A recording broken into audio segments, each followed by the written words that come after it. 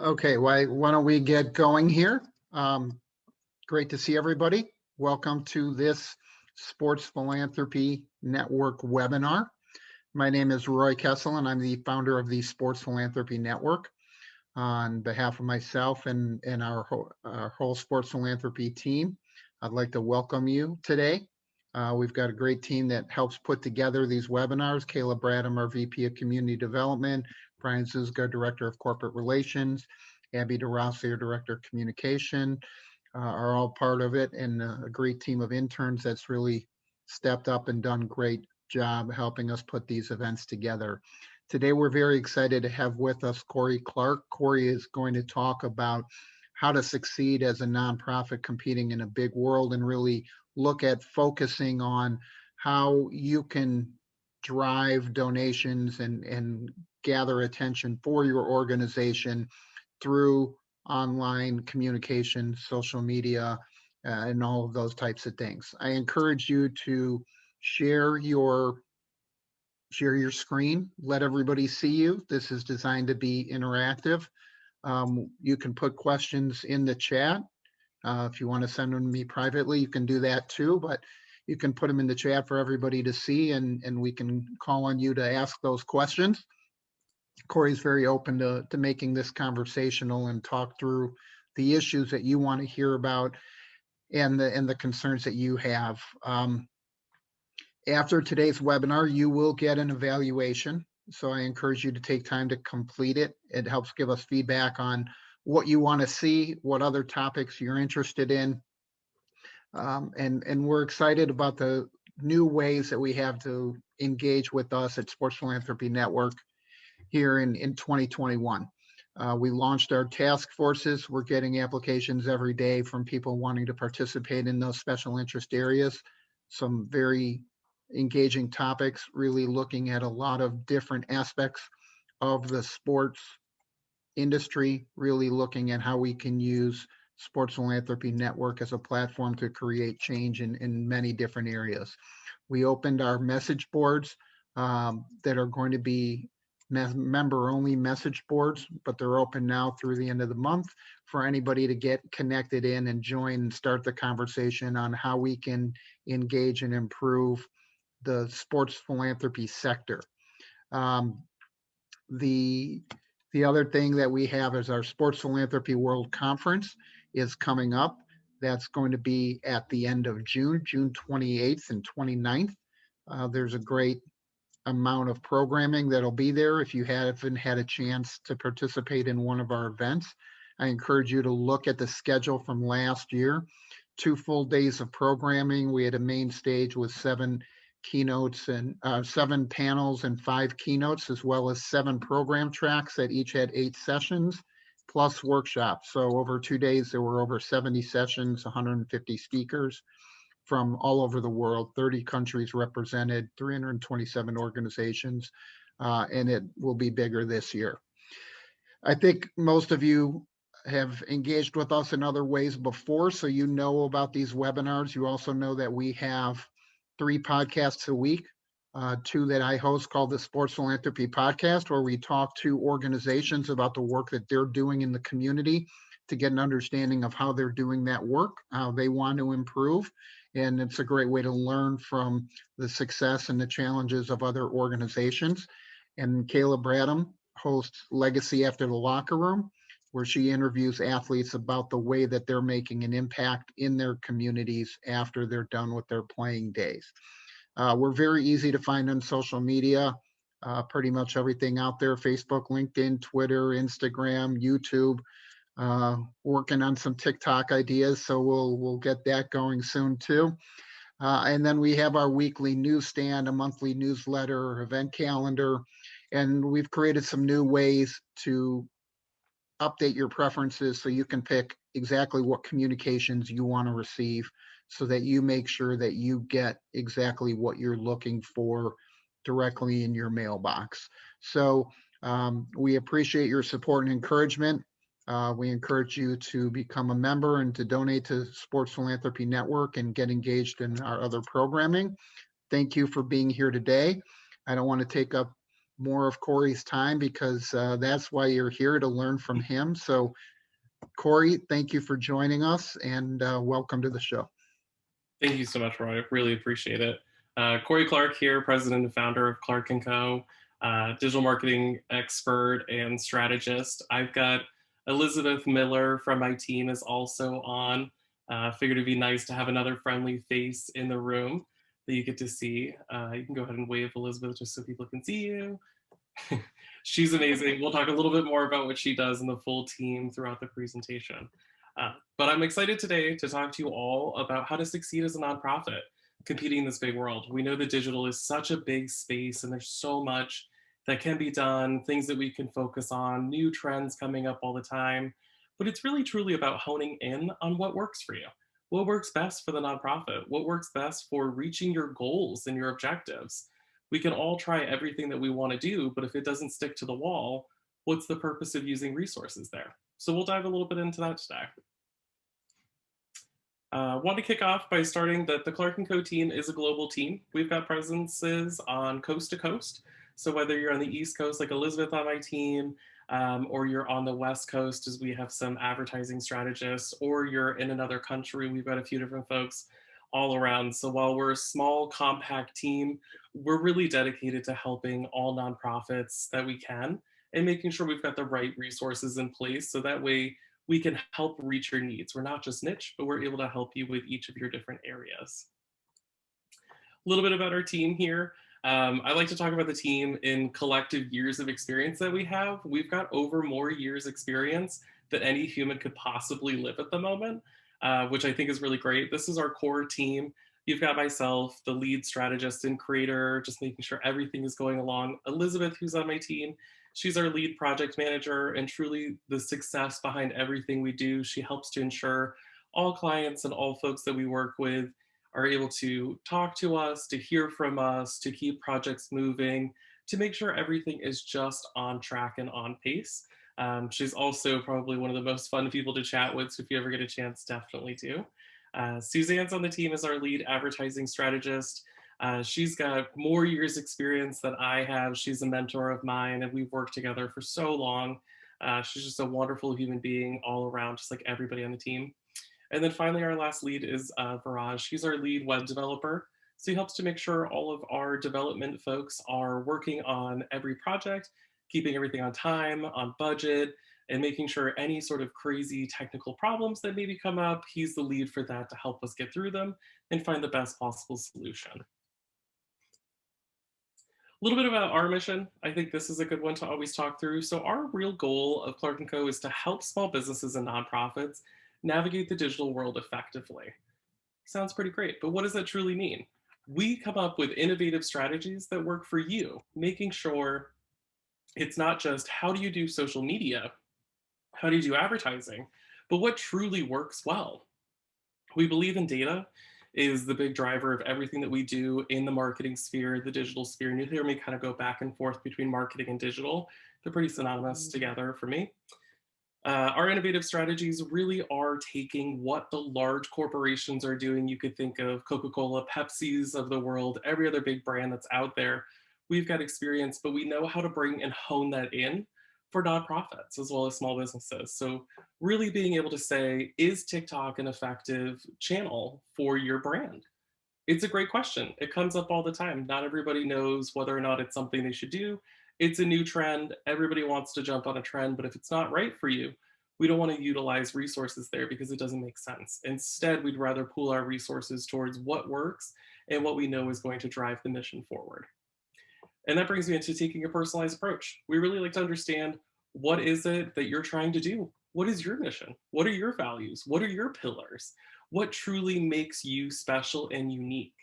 That uniqueness and who you are really help drive effective marketing and digital communications. It helps to make sure there's clarity as to what you're driving towards, who you're looking for, what goals you're trying to reach, and really can be the most powerful part of everything you do.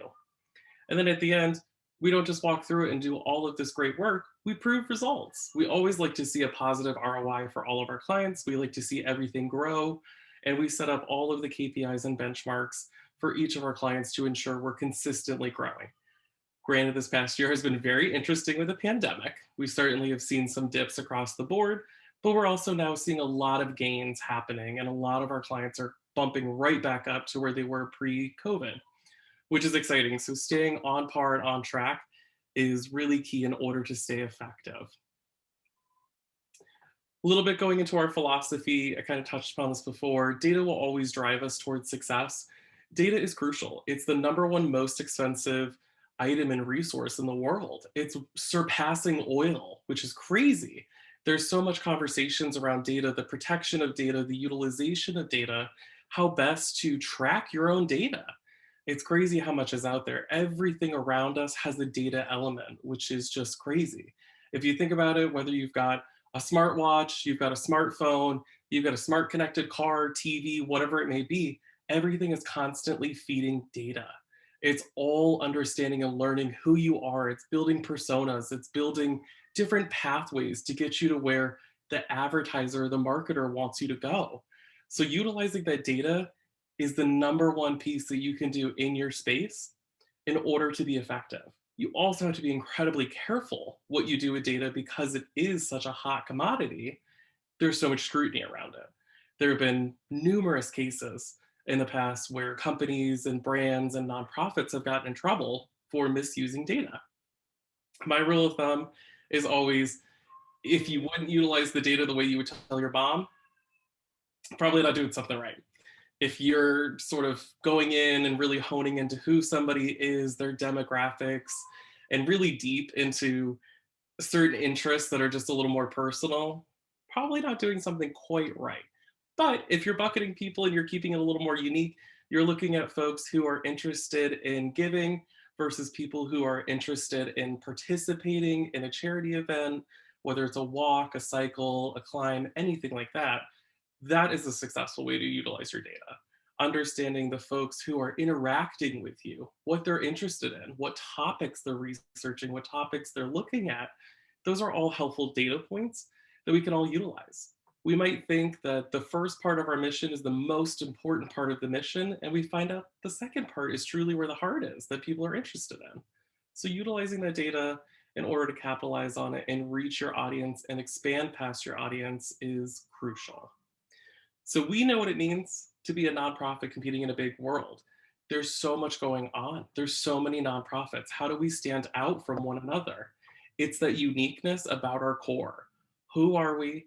What is our mission? And what are our values that we provide? And so those are the most important parts of any marketing strategy to have. Really ensuring you understand who it is that you're reaching, what you're providing, how you want to get to them, and then layering in all of these data components will drive you to success. A little bit more about our philosophy. We always work on a 2 to 10 time ROI model. So always making sure if we're spending $1, we're making two. If we're spending $1, we're making 10. So just keeping those in mind, that success is not just you made your money back, you're growing your money as well. So when you're looking for fundraisers, you're looking for giving campaigns, we start talking about Giving Tuesday. This is a perfect time to start planning for the end of the year. It sounds a little crazy, but you will be more successful in your end of year giving campaigns if you start early. We recommend that all of our nonprofit clients start at the bare minimum, the latest of July. July's around the corner. Sounds a little crazy. We're going into April. Before you know it, it'll be June and July, skipping right over May, because at that point, we're all just kind of in the heat of getting into summer. So really planning out effective campaigns well in advance will really help you. And understanding what tools work best for you. There's so many tools out there that we can utilize.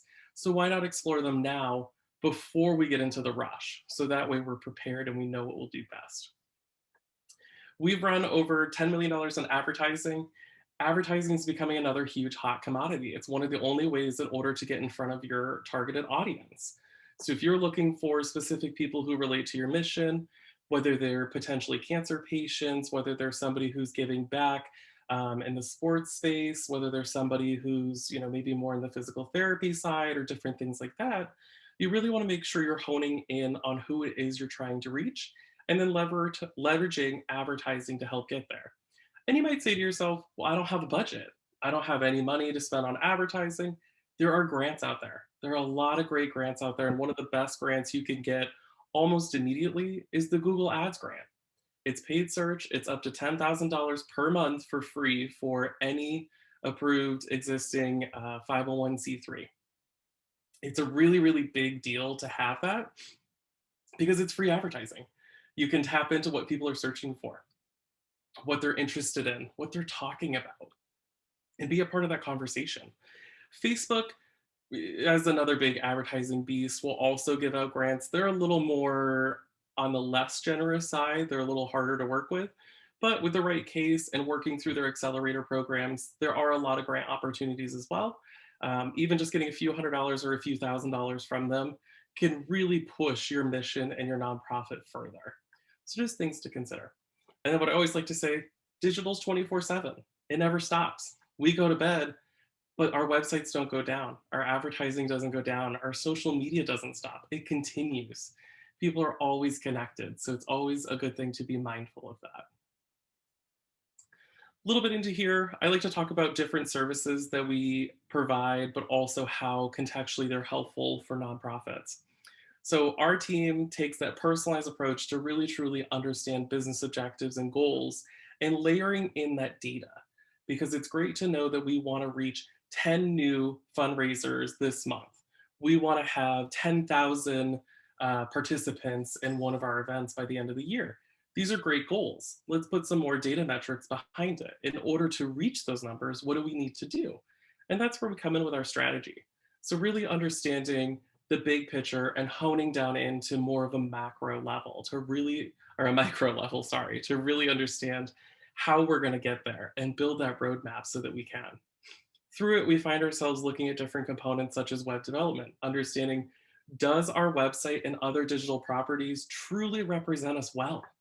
Are we truly doing the best we can on our website in order to feature who we are, our mission, our values, and our business objectives? If we're looking for folks to create fundraisers for us or participate in fundraisers, we want to make sure it's clear that it's easy to navigate, it's easy to get to those pieces because the harder it is to get there, the less likely we're going to be successful. So that's a big piece. We talked a little bit about advertising before, so really being found for people who are searching as it relates to the nonprofit and the mission and values is a huge piece. There's also the secondary component outside of search, which is display and video advertising. These are really great ways to reach larger pools of folks and really get more of a brand awareness out there about who you are, your mission, and how that relates to people. And then always layering back in that paid search because when somebody's out there and they see an ad about you, whether they're watching on their connected device through such a Hulu or a Netflix or whatever it may be, even on Spotify, you want to make sure you're there when they go to search and look for you later because they're going to remember you. And the more times they see and hear you, the more times, the more likely they are to come back and learn more about you. Another huge component to the advertising side, they really go hand in hand, is SEO, which is our search engine optimization. So that's truly understanding what are people saying around the world or within our targeted area. So that way we're as targeted as possible. It's not just plugging in a bunch of keywords on our website. It's truly taking a look and saying, what is our SEO quality score? It's on a rank of 100 for total points. And I always like to tell folks anywhere between 75 and 90 is key. And we might think, well, 75 is what, a C? If we were thinking from an academia standpoint, C doesn't sound great. In the SEO space, that's really strong. A 75 out of 100 is really strong. You'd be surprised how many websites are between 30 and 50%. Those are not as effective. So that's a big piece to keep in mind as well. And I think we might have some chat questions. My apologies. I've got lots of different windows open. Let me just take a quick look. All right, so we've got a great question from Brandon here. I'm going to take a quick pause. So what is the best way to get youth you work with to interact on data instead of just the parents? That's a great question. Depending upon what you are trying to do in the data you're utilizing, it makes sense to have context to that data. So not just looking at numbers and seeing how many page visits, how many people like your social media accounts, but really diving in and understanding what are they doing? And explaining that more in a story way is really helpful for the youth. So when we look at things such as how effective is our social media, we want to look at how many followers do we have, but what are the engagements? Are people more likely to interact with us on social media when we post a video versus a regular photo, or when we post a link to our website? And maybe it's a mixture. These are things to think about. So when you're working with youth or interns or really anybody who's more on the novice side and learning, it's helpful to provide them with the data that they can use. So when we know that video is more effective on social media, we should create more video and keeping it aligned with the overall business goals.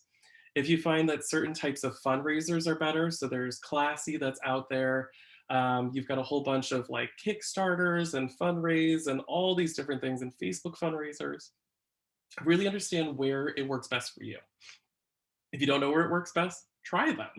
Nothing hurts to try and figure out, hey, let's do a whole campaign to get our entire base to build Facebook fundraisers.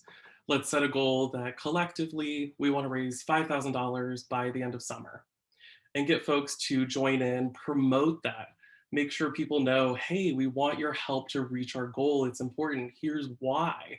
And get them really engaged and see if that's effective utilizing those data. So, a way to look at its effectiveness is, did people sign up? Did they create fundraisers? And did they get donations through it? If you start to see a lot of no's or just very minimal data, it may not be the most effective channel. So we can always try another channel again. It's not a failure, it's a learning moment. And I love to learn from those moments. And they're so key and crucial for all of us. Hopefully that helped answer your question, Brandon. All right. A couple quick things, kind of tapped into analytics a little bit there with that answer. Analytics is huge. We've all got access to all these different free analytic tools. Some of the best that are available are free. Google Analytics is amazing. It's this beast of knowledge that's in there. If it's set up correctly for your website, you can track it across other marketing activities as well, and you can truly understand who's interacting with you in the digital space. Where do these people come from? What age range are they in? What other interests do they have? What interests do they have in our content on the website? Are they interacting with the areas that we want them to? All of these questions can be answered through it. And it's really truly understanding how those top pages, those top engagements and actions compare to the full analytics sphere for your website. You could do the same thing on social media. There's lots of free data points available from Facebook, Instagram, Twitter, LinkedIn. Continue down the list. They've all got them. It's such a big component part of that. So truly looking at those insights and understanding what's working and not working will help you succeed. And then the last piece that I think is really relevant for a lot of nonprofits that we do and we help with is graphic design.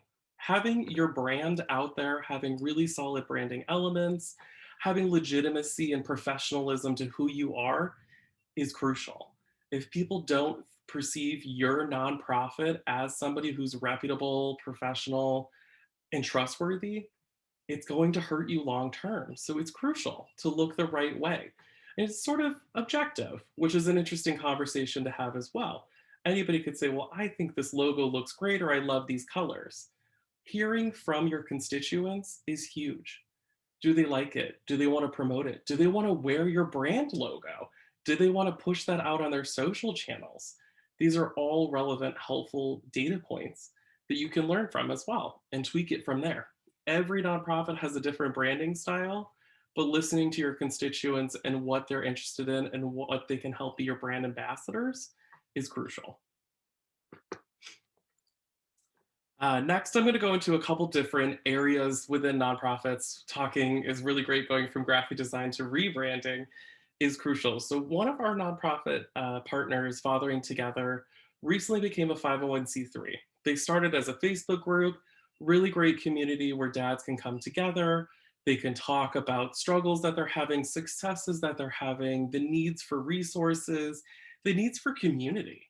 Such a great piece altogether. And their mission is truly just helping provide resources for fathers to be the best fathers they can be, but fathers as how they identify.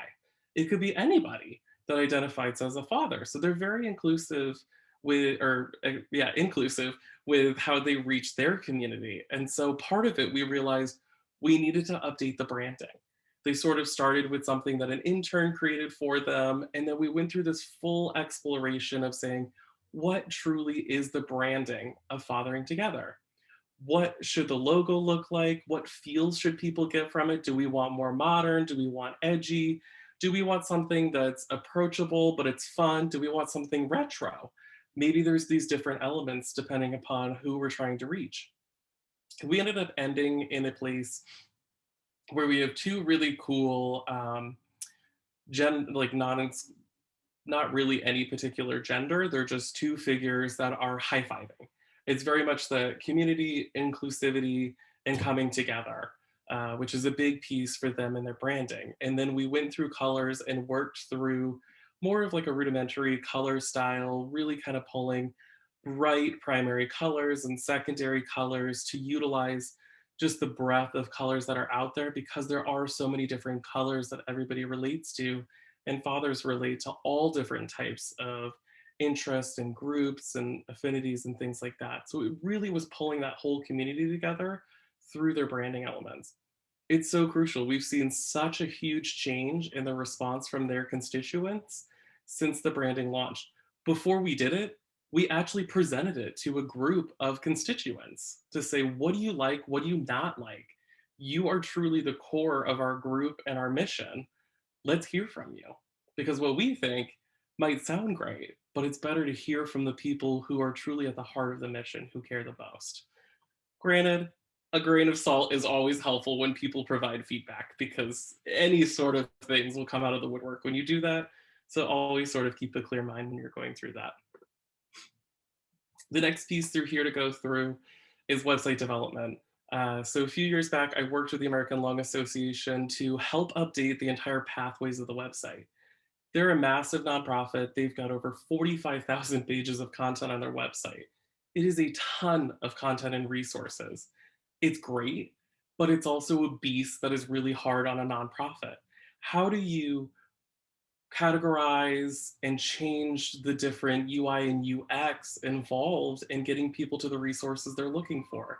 We truly had to take an exploration and stop work to understand, where are people coming into the site? What topics are they interested in? And how do those relate back to our business goals? So, really understanding, if we want to promote our resources, we need to make them front and center. But we also know there's different types of folks coming to the site. We've got individuals who potentially are impacted by lung health and lung diseases, while we also have their caretakers or friends and family who are there as caregivers to them, whether it's in a full-time or a part-time capacity. And we also have medical professionals. So those three big personas are the way that we took our lens to look through the old site to build up the new one. So really providing a custom user experience, keeping those three buckets in mind, and making sure that as you're navigating through content, there's calls to action for each of them. Are you personally impacted by lung disease? Are you a caregiver to somebody who is, or a friend or a family member? Or are you a medical professional?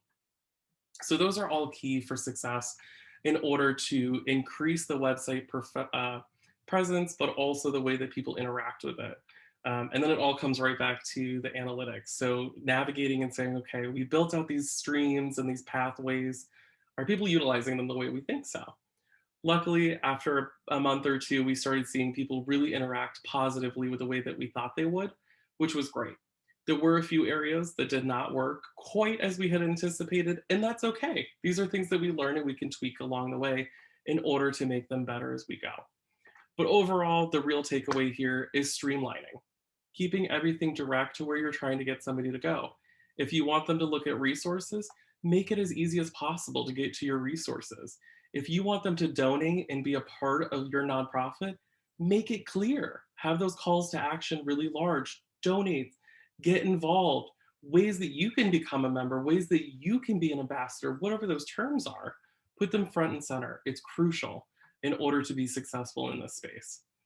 And just what I always say, find somebody, whether it's an older person that you know or a family member, have them navigate your website and watch them. If it takes them more than 30 seconds to do a task you ask them, there's probably something wrong with the way the site's laid out. And it's really good to do that because you learn from somebody close to you. You don't have to have these crazy research and development budgets in order to get that. You can just test it with a few people who aren't as close to the website and who would utilize it from sort of a new visitor standpoint, which is really fascinating. And I love doing those. My poor grandmother has a real fun time every time I ask her to look at something, and she struggles with an iPad. So the fact that I can get her to navigate through a website and figure out how to donate tells me something's working. Um, Also, it depends upon the demographic of who you're trying to reach. If you're trying to reach a younger demographic, utilize that learning as well and sort of have them test it and say, what do you like? What do you not like? What did you expect to see that you're not seeing? Is there anything here that you just skipped over because you weren't sure of what it was or just wasn't relevant? All great, easy questions to ask anybody. It's sort of like a survey as you have somebody going through your website. If you don't have a website, that's okay. Those are things that can be built. It's really great to start from the ground up and really think about what you're trying to utilize your website for. Is it the resources and free information? Is it paid information that maybe they need to be a member in order to access? Is it to donate, to create fundraisers, to get involved? Is it to contact you? Is it applications for scholarships? All these different components. Truly think about what are the top 2 to 3 goals for your website, and then trickle down from there and really build out a content breakdown. And then just build out content. There's no need to go crazy and launch a website with 10,000 plus pages on day one.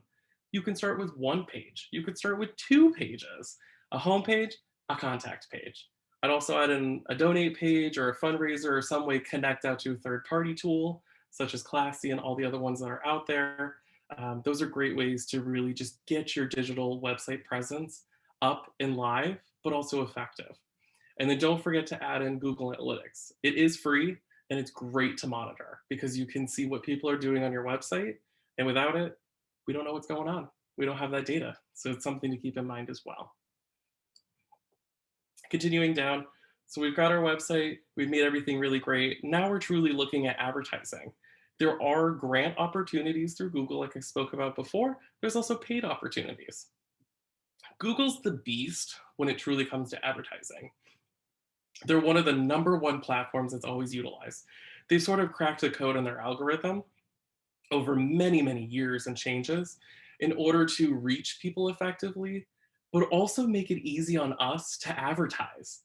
It's pretty intuitive and it's pretty straightforward with how to create campaigns and get going. I've helped folks get started and run a campaign within 15 minutes of creating a Google Ads account. It's that easy. So utilizing this, it sounds scary. It looks a little scary at first. It's truly really easy to get going and to continue to optimize and test from there. If you've got a Google Grant account, that is through Google where the billing will go to them. They'll manage it, they'll monitor it. You don't have to really worry about it, but you do need to think about how much you want to spend on a campaign within your parameters that they provide you. So the way to think about it is if you've got $10,000 per month, you break it down per day, it floats right around $300 or so per day. And say you want to promote just brand awareness as one tactic, you want to promote fundraising as another, contact us and get involved. You've got 4. So break those 4 into that 300 for a daily budget, and you've got your individual budget per campaign. And you might bring in a campaign down the road. Shift your budgets accordingly for what you're adding in. If you don't really know where to get started, I would start with 2, a brand awareness and a fundraising call to action. Get those going as you're going through here. And you can diversify links too, which is really great with your ads. You don't just have to drive to your homepage. You can promote your other links and your other websites that you've got. You can promote your activities that are going on. This truly is to stay mostly within the website digital space. Google doesn't help you promote on social media. You'd want to utilize the native platforms for that, whether it's Facebook, Instagram, Twitter, LinkedIn. Those all have fairly similar, pretty intuitive platforms as well in order to get going. So whether you're doing it on search, display, video, or you're on social media and you want to boost a post, it's really easy to boost a post that gets lots of engagement for $20. You can run that for a couple of days. You don't need these crazy $1,000 or $5,000 budgets. You can get going with just 20 bucks. And I like to say $20 because you could start with 10. 10's pretty small. You're probably going to see just barely a lift above what you're doing organically. $20 gets you a little bit higher. And as you add on, it goes further from there. But it gives you the ability to target the people you want. You can hone in on age demographics, interest demographics, affinities. So somebody who's looking at a competitor or what we would call a sister nonprofit website, or they're just somebody who's interested in getting involved with a nonprofit or donating. There's all of these different categories readily available. There are some data protections around them, but you are always good to go within these platforms. They will guide you and keep you within the guardrails of what's safe to do. They change all the time, and we're always on top of it. So it's really good to always have a marketing partner who can help you stay as effective as possible. Our next piece in here is SEO enrichment. So truly understanding your score. So you can kind of see in the background here, the score out of 100. So this website that we have for one of our other nonprofit clients is about 84 out of 100. So we see that there's 7 failed items, there's some warnings, there's some past items. What we like to do with this is really utilize these top SEO tools to understand how is our current site effective. When we make changes, how has that change affected the website? Every time you touch and update the website, it can impact your SEO score depending upon what you're doing. If you build out a new page, you delete content and replace it with new content, these are all factors that impact it. So it's always good to understand, where do you currently stand? There's free tools from Google. I love Google for so many reasons for nonprofits.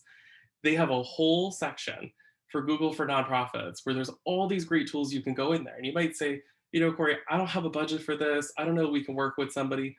You can go to Google Page Insights and they tell you quite a bit about your SEO quality score. They tell you what's working on your website. They tell you what's not working on your website. They find little errors. Maybe there's a page that's down that you didn't even know the page was down. That page being down negatively impacts you.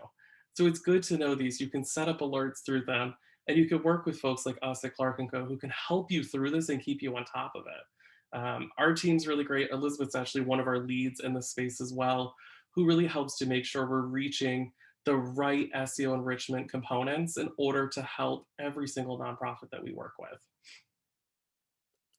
Continuing through.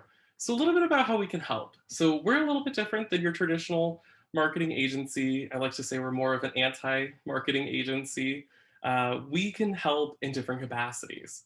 We can help on a consultation spot where we help and can answer questions. We can work directly with you. We can feedback information. We can vet ideas and give you the pros and cons through them. We can do partnerships where we work together. We're not just your agency who takes orders. We're truly your partner. We're here, we're helping you. We get to your goals with you. We set all of those KPIs and all of the roadmap components to reach it. We're also an agency friend. We work in a large network of several other agencies as well. So different pieces will come up where somebody needs help with an item. We may not have the resources or necessarily the right person to help. We can pull them in from our network of agencies. We collaborate with a lot of other folks because at the end of the day, our goal is to help nonprofits succeed. So whether we're doing it or we're working with somebody else to help, we're always here as your guiding hand. And we're nonprofit experts. We've got quite a big background in the nonprofit space, whether it's a small nonprofit who just got started or a large top 10 nonprofit in the US and globally. We've worked with those as well. So big or small, we're here to help in any capacity that makes the most sense. And I always like to talk through a little bit about, we know the market. So whether you're looking for somebody who has advertising expertise, we have global advertising expertise. The amount of times I have run advertising in Turkey, Italy, France, even in Asia Pacific countries is fascinating. The way that we run those advertising strategies in different countries truly depend upon how their folks and who we're targeting interact in the digital space. Americans are very different in the digital space than most of the rest of the world. It's very fascinating to see those differences. So if you've got a global presence, it's important to know what you're doing nationally may not be effective internationally. So it's always good to work with somebody who can help. It's also good to know what your ads are saying in multiple languages. We're constricted to these character counts, but it doesn't mean the way that we might say the best nonprofit in Chicago may not fit in another language within a character count. So you got to be really creative about how to get there and stay within parameters of advertising, which I love doing. There's always a fun challenge there. Digital listening, we're always working with our top tools and our partners to understand what's going on. What are people saying? What are people saying about your nonprofit? Whether it's good or bad, understanding what that chatter is important in order to have effective marketing strategies and successes in the space. We've also got our best in class website development. No matter what platform or CMS it is, we know how to work within them. So being able to be versatile and not just stuck to one platform. Every nonprofit's got a different budget. They've got budgets where you can go really crazy on the website and you can build out strategies and pathways. And then there's those of us that just, have a little bit of budget where we can put up a couple pages. We can work in both capacities, big or small, we're here to help. And at the end of the day, we talk about ROI, and I talked about it before, as a 2 to 10 time ROI is our goal. We're always looking for conversions that drive cash results. So making sure if we're going to build out an effective website, it's driving those donations, it's driving those fundraisers that get people involved, it's getting people to our events and to participate, as well as through all of the other marketing channels and social media, advertising, email marketing, you name it, all of them being able to drive back to the goal because we want to stay in business. But we also know that in order to stay in the business, cash flow is necessary. So when we're putting in resources in different areas, it's crucial to make sure that we're getting a positive result from that helps us from there. And then just my last piece here that I really like to talk through, it really goes back to the personal approach. Every nonprofit has a different marketing mix. We can learn from each other, we can work from each other, but what works for one doesn't always work for another. So here you can sort of see 4 different versions where we've got advertising traffic, organic search traffic, direct traffic, as well as social media is just 4 top traffic buckets. And you can see how they change for each one. And these are nonprofits that we've worked with. It really does vary depending upon what works well for you, and it changes over time. So it's important to stay on top of that and be aware of those changes and to interact with them and help leverage that data for your success. And that's everything that I've got for you guys today. Thank you so much for listening. Feel free to type in any questions or speak. I know that Roy will probably take it over from here. Well, Corey, thanks for a great presentation. And I know you covered a lot of material there, and I'm sure people have very specific questions that boil down to it. But I think a couple things that really hit me as you were talking. You talked about the fact that you spend time with essentially focus groups of the constituency in terms of building the branding and the website to find out how people view the logo, how they use the website. And I think it'd be interesting for people to hear more about that process and what it consists of, because right, very frequently most organizations kind of gather internally, and one people or a few people put their heads together and make their best guess as to what they think is going to work, especially at the outset. And then it's challenging sometimes to shift directions. So as you're looking at it, maybe take people through the process of how you go through that focus group and when you would recommend starting that process. Yeah, that's a great question. So there's a couple of different ways to really approach it. I like to sort of identify who's within the constituency base that would be interested in helping. So getting a pool of folks who are of different demographics, of different ages, of different engagements is really helpful. You can sort of think of it as like the survey piece. So whenever we see a survey come out, they usually say it's 1,000 people out of the largest pool of 1,000,000. It's a small subset. So if you utilize that, it's really helpful to say, okay, if our goal is X and we're trying to reach Y, let's get some of those people who are in that Y category to help us to understand. So if we're looking really to activate youth, for example, we want to get some folks who are in the youth space to be involved with us.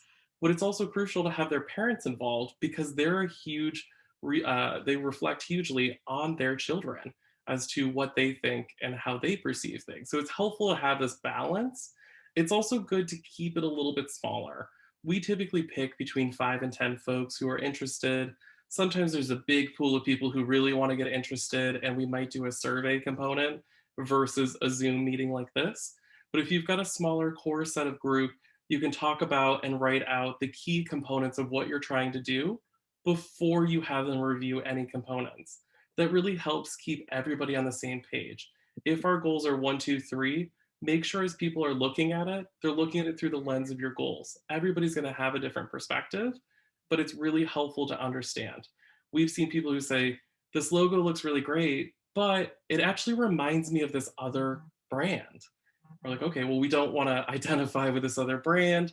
Maybe the naming we're coming up with, let's Google it. Maybe there's other people out there. You'd be surprised how many times we've worked with folks and their acronym for their nonprofit, so like Sports Philanthropy Network of SPN, it's always helpful to go out and look who else is saying that, because we will come up in that space in the digital area. So it's good to have an awareness of who else is around there. So I like to have a couple of folks who will do more of that lifting to just do a little bit of research, those who contextually are just looking at what we're building, as well as those who are helping to drive the strategy and the overall goals. That group together creates success, which is huge. And you just tap into your network of who's available. The other thing you talked about was the Google Analytics in terms of going through that. There's a lot of data there, and Yes. so for an organization that may not have that set up or may not have a staff person that they can fully devote their time to going through and analyzing everything, what would be a few tips for starting out? Which parts of that would be most effective for them to review? That's a great question.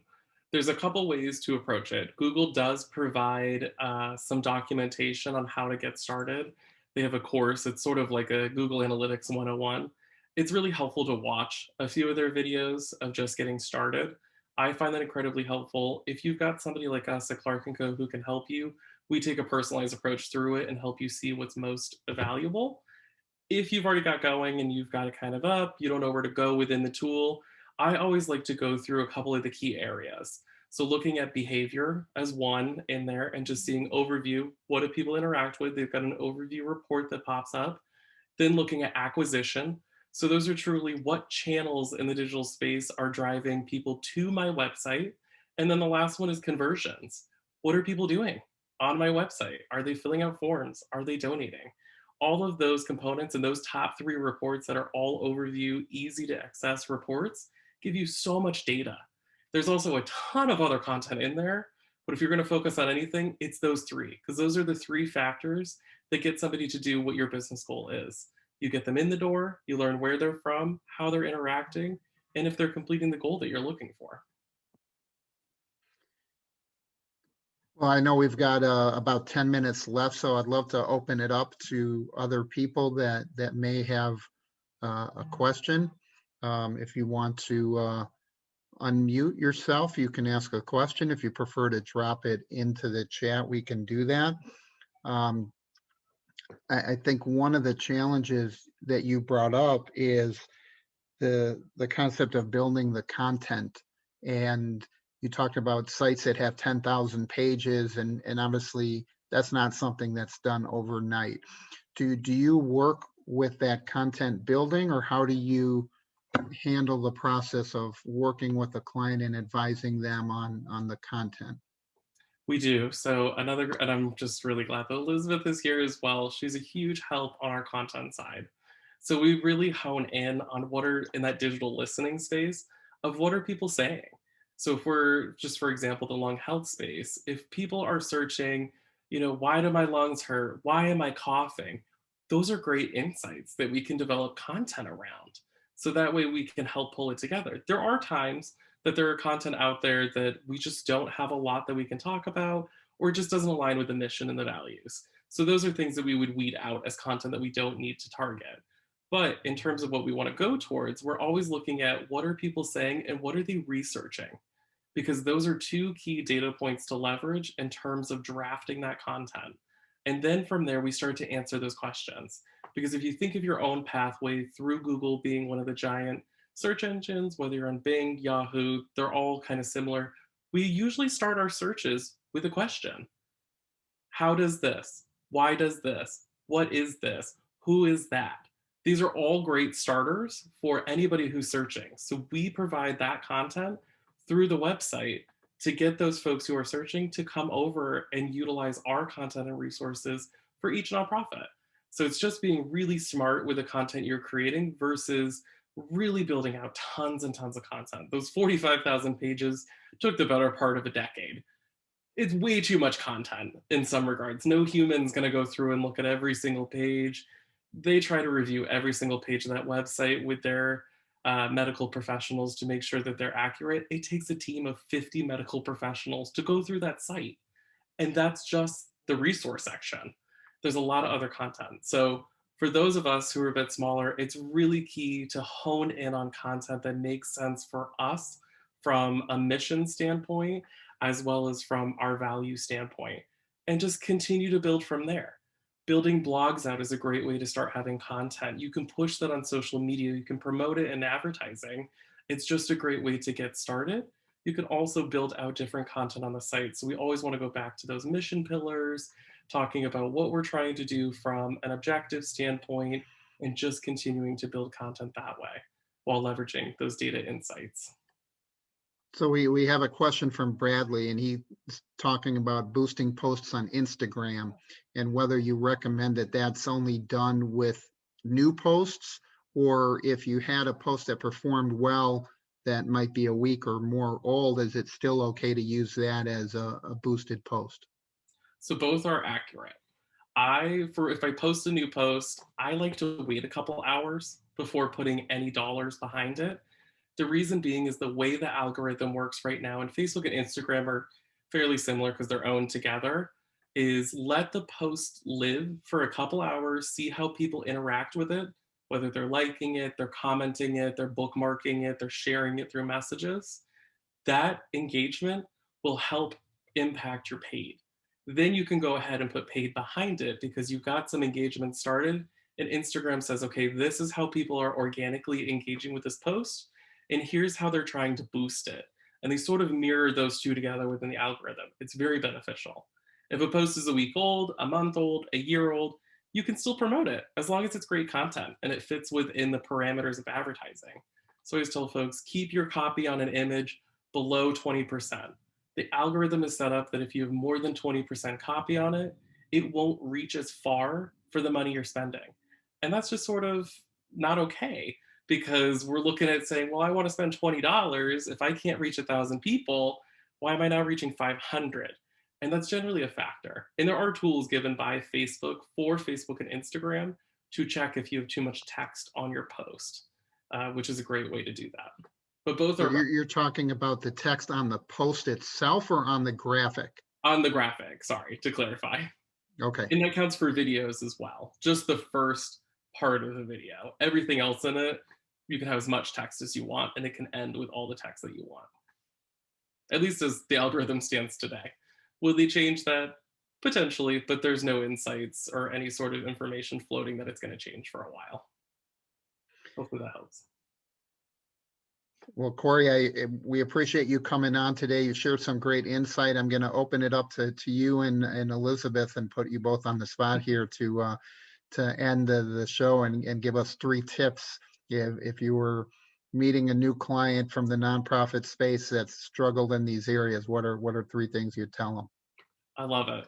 So my top 3 things would truly be: understand your digital presence. Do you have a website? Do you have social media? Number 2, do you have data and analytics available? If you've got a website, have Google Analytics on it. If you don't have it today, go add it. You can learn from today on. Same goes for social media. It's already built in. You can learn from those.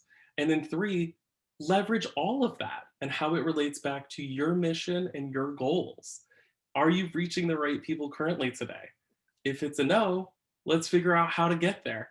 If it's a yes, keep doing what you're doing and leverage those insights and add in complements of paid, more context, more posts, more things on your website. all of that will just help benefit you long term. Hopefully that helped everybody. I don't know, Elizabeth, if you have a different I sense. do. I do. Since I'm put on the spot, I might as well throw 3M. So I come at it from a little bit of a different perspective. So my 3 things that I'm always focusing on is know your audience. I need to understand and I need to know who are you marketing to, who are you really marketing to. I don't want just everyone because you can't market to everyone effectively. I'm also very big on making every word count. I'm more less is more with me. I'm very minimalistic of every single word needs to be fabulous so they can just quickly see it and then keep going with any type of items, whether on the website, whether on a photo, whether on a, an Instagram ad. Less is more for me. And I'm always into very much catching their eye. Give them something to hold on to, catch their eye, say what you need to say quickly, and get them moving. Get them onto that screen, get them onto that call to action, get them onto the call us, book an appointment, donate now, register, all those types of things. Well, thank you both very much for jumping on and sharing your insight today. For everybody else, we'll have the video will be uploaded. We'll have the presentation. You'll be able to access that as well on the page we create for the webinar. So you'll be able to come back and refer back to this great information. I want to thank our whole team for helping put this together. And we really have a great team building out everything we're doing at Sports Philanthropy Network. Again, as we talked about at the beginning, there's a lot of great ways to engage with us through the task forces, the message boards, our podcasts. So we encourage you to take a listen and get involved. Tell us what you would like to see. We want to hear your voice, just as Corey said. We want to hear from our constituents and our members on the best way to serve you and the needs that you have for your organization. We're easy to find on social media. We're easy to find all kinds of things through our website, and we want to be here to serve you. So again, this is appreciate everybody taking the time out of your week to be here with us, and we hope you'll come back next week. Next week, we're going to have David Rohde from dot.com, which is a consultancy that works with nonprofits, and they're going to talk about some of the work that they do and how they help nonprofits build their organizations. So thanks again to everybody. We'll sign off now, and we'll look forward to seeing you all soon. Thank you. Thank you all so much.